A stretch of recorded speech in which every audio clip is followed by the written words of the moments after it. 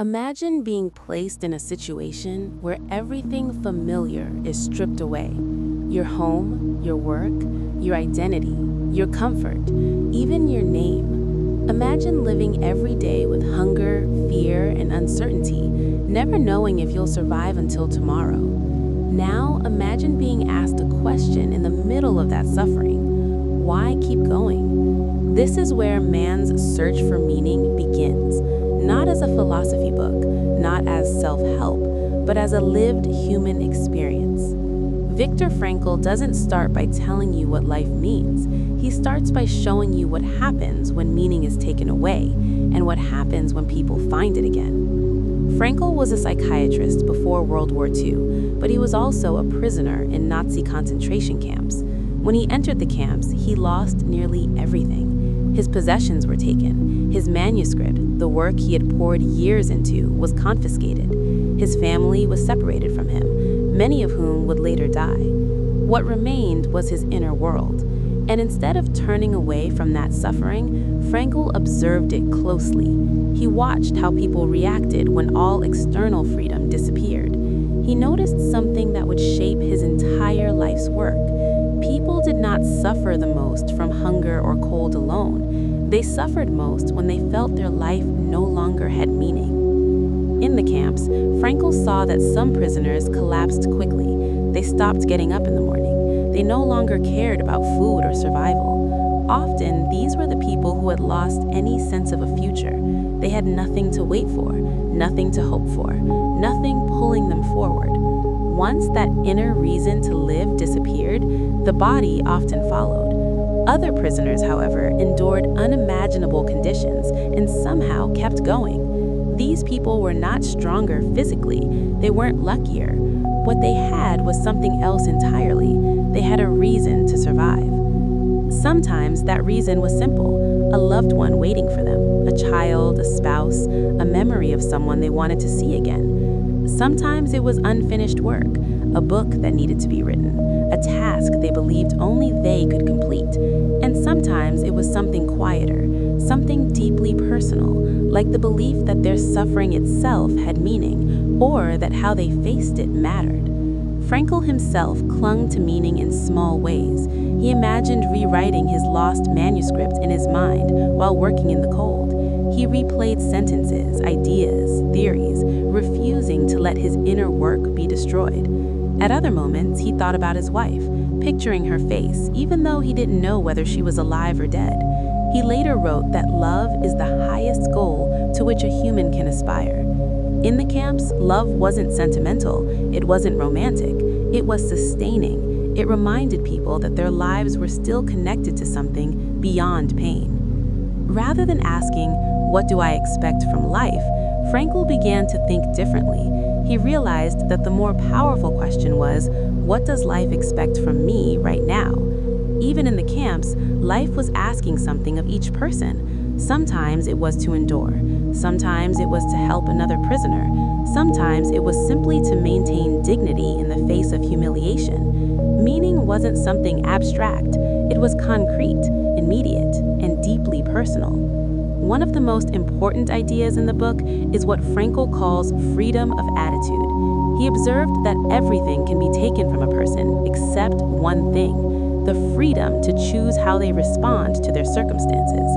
This doesn't mean pretending suffering isn't real. Frankl never denies the horror of what he experienced.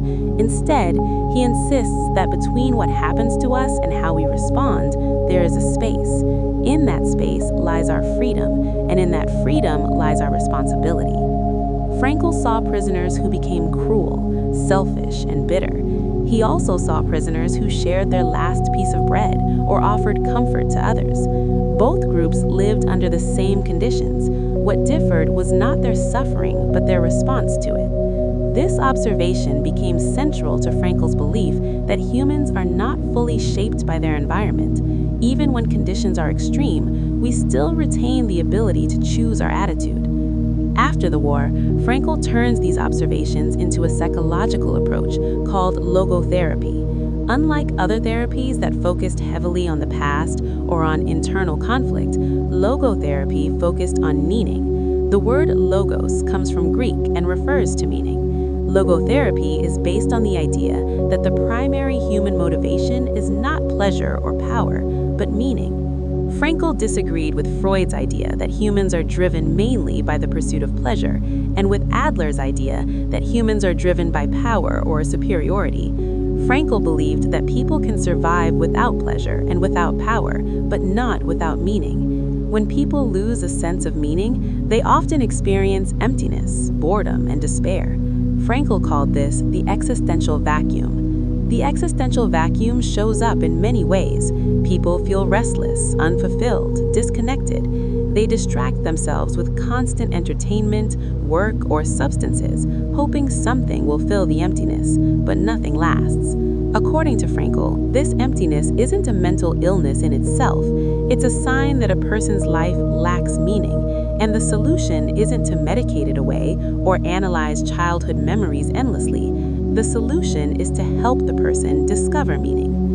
Frankl emphasized that meaning is not something we invent arbitrarily, it's something we discover, and it's not the same for everyone. There is no single meaning of life. Each person has their own unique meaning, and it can change from moment to moment. What gives your life meaning today may not be the same thing that gives it meaning 10 years from now. Meaning is specific to the person and the situation. Frankl described 3 main ways people find meaning. The first is through work or deeds. This includes creating something, contributing to the world, or doing work that matters. It doesn't have to be grand or famous. Meaningful work can be small, ordinary, and unseen. What matters is that it feels like a genuine contribution. The second way is through love. Frankl believed that love allows us to see the potential in another person and help them become who they are meant to be. Love gives life meaning because it connects us deeply to someone else. In the camps, love was often the strongest force keeping people alive. The simple thought of another person could carry someone through immense suffering. The third way is through suffering. This is the most misunderstood part of Frankl's work. He does not say that suffering is good or that people should seek it out. He is very clear that unnecessary suffering should be avoided. But when suffering is unavoidable, it still offers a chance to find meaning. The meaning comes from how a person bears that suffering. Courage, dignity, patience, and resilience can transform suffering into something meaningful. Frankl used many examples from his clinical work to explain this idea. He describes patients who were deeply depressed or suicidal, not because they lacked success or comfort, but because they felt their lives no longer mattered. By helping them see that they were still needed, still responsible for someone or something, they helped them rediscover meaning. In one case, a man was grieving the loss of his wife and felt life was no longer worth living. Frankl asked him to imagine the situation reversed. What if he had died first and his wife had been left behind? The man realized that his suffering spared his wife from that pain. In that moment, his suffering gained meaning. It didn't disappear, but it became bearable. Frankl believed that suffering ceases to be suffering the moment it finds meaning. This doesn't mean the pain goes away. It means the pain is no longer empty. It becomes part of a larger story. People can endure almost anything if they understand why they are enduring it. Another key idea in the book is responsibility. Frankl believed that freedom without responsibility is meaningless. Life is constantly asking questions, and we answer through our actions. We are responsible for how we live, how we treat others, and how we face our circumstances. This responsibility gives life structure and purpose. Frankl even suggested that the Statue of Liberty on the East Coast of the United States should be complemented by the Statue of Responsibility on the West Coast. His point was that modern society emphasizes freedom but often neglects responsibility. Without responsibility, freedom can become empty and directionless. The tone of the book is important. Frankl never presents himself as a hero. He doesn't claim that meaning guarantees survival. He acknowledges that many good, strong people died in the camps. Survival was influenced by chance, health, and circumstance. Meaning did not make people immune to death. It gave them a reason to live fully until the end. Frankl also avoids blaming victims. He never suggests that those who lost hope were weak or at fault. Instead, he shows compassion and understanding. Extreme suffering can crush anyone. His goal is not judgment, but insight. The book itself reflects its message. The first half shows what happens when people are stripped of meaning. The second half shows how meaning can be rediscovered. Frankl doesn't lecture. He invites the reader into his experience and lets the ideas emerge naturally. One of the most powerful aspects of the book is its simplicity. The ideas are deep, but they are not complicated. Frankl doesn't rely on complex theories or technical language. He speaks directly to the human condition. That's why the book continues to resonate with readers across cultures and generations. At its core, the book asks a single question: what makes life worth living? Frankl's answer is not happiness, success, or comfort. It is meaning. Meaning gives strength, direction, and resilience.